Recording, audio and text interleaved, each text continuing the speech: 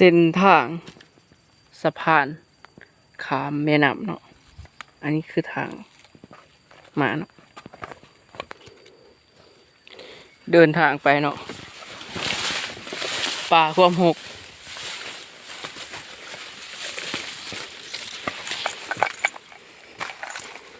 กำลังสีเดินทางขามเนาะหวาดเสียวตกลงนี้พอดีหวาดเสียวเนาะอันนี้คือเส้นทางเนาะ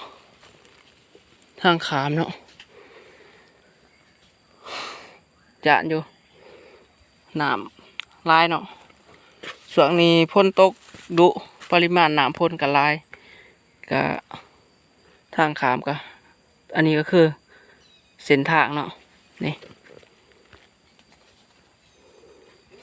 อันนี้ก็คือครัวเนาะครัวขามแม่น้ำห้วยปะอุงค่ะเนาะกาแม่น้ำก็ประมาณนี้เนาะมากับหนองมาตัวหนึ่งไปร้อยเฮาตอนนี้เฮาขามมาครึ่งกลางแม่น้ำเลยเนาะหวาดเสียวมาคนเดียวจันอยู่ชี้หยาอยู่เนาะมากับหนองมาเนาะเพิ่นบ่หานลอยเพิ่นเฮามาหอดครึ่งทางเนาะถ่ายคลิปกันอันนี้คือครัวเนาะคือโต่งเข้าเนาะแม่น้ำน้องเพิ่นลอยขาวเลยเนาะเพิ่นน้องมาเอาเพิ่นลอยขาวน้ำพี่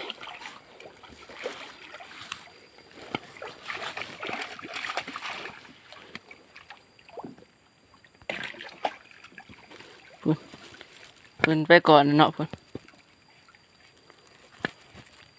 จะคล้องยังบ่ทันไปยังหยานอยู่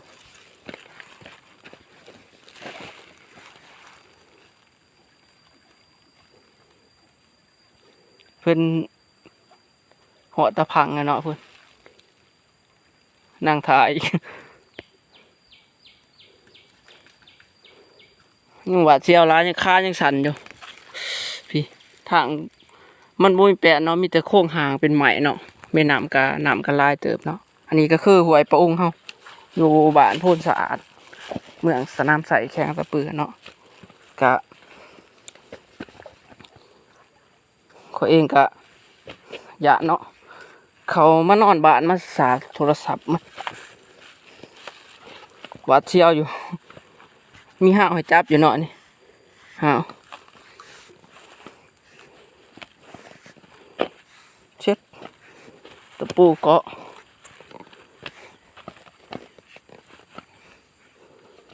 อันนั้นก็คือทางก่อนนะเนาะเด้สูมให้เบิ่งพี่ส่วนพ้นนี่มีแต่ยางอย่างเดียวเนาะกาประมาณนี้เนาะโอ้หวาดเสียวอย่าเนาะพี่ข้าพเจ้าก็อยู่ถึงสิลงไปสันลุมกัน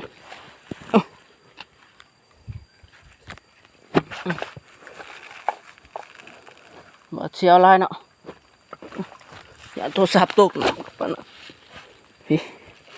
โกงหางเขาไตเมื่อกี้เนาะ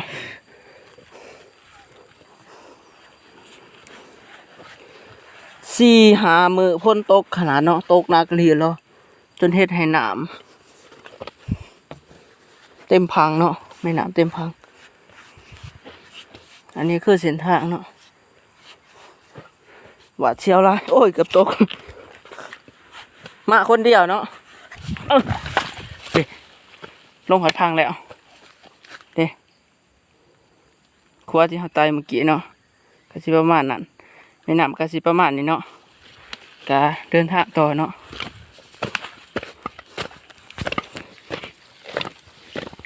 อันนี้ก็คือโต่